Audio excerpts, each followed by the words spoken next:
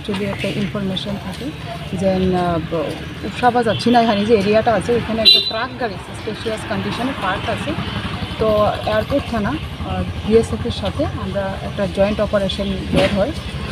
OC airport Suman Sinha সঙ্গে সঙ্গে আমাদের যে স্টাফ আছে এয়ারপোর্ট তারা রাত্রিবেলায় আমরা অফিসার নিয়ে সেই জায়গাতে পৌঁছে এবং উইথ বিএসএফ জয়েন্ট রেড করে আমরা যখন গাড়িটা সার্চ করা হয় সাসপিশিয়াসলি গাড়িতে তখন কেউ ছিল না। গাড়িটার নাম্বার ছিল West Bengal registration number WB61B 1917। গাড়িটা ট্রাক গাড়িটা চেক করার পরে দেখা যায় এখানে ওপরে কিছু ভুট্টার ব্যাগস আছে। তো সেইগুলি দেখে তখন ভুট্টাগুলি সরানো হয়, তখন এখানে দেখা যায় প্রচুর পরিমাণে এখানে কার্টেজ যার মধ্যে ইলিগাল কাপ সিরাপ আছে। তো আমরা এগুলি তারপরে কাউন্টিং হওয়ার পরে দেখা যায় এখানে টোটাল কাপ সিরাপ 84,800 বোতল, যেটা অ্যাপ্রক্সিমেট যেটা মার্কেট ভ্যালু তো এটার 175 বডি রেট, তো 1.5 crore, কিন্তু এটা ইলিগালি এটা ধরতে গেলে 3 crore কাছাকাছি হয়ে যাবে।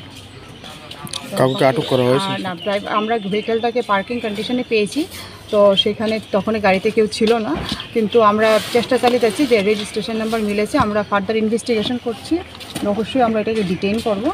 আর বাকি যেগুলো লিগাল প্রসিজার করছি, আমরা এয়ারপোর্ট থানাতে NDPS ধারায় আমরা মামলা নিয়েছি। যারা এটার সঙ্গে ইনভলভ আছে, যেহেতু এটা প্রচুর পরিমাণে মাল, একটা হাই সিজার এটা, তো এখানে যারাই ইনভলভ আছে যে পুরা গ্যাং, ওদের সবাইকে আমরা বুক করার জন্য আমরা চেষ্টা চালিয়ে যাচ্ছি।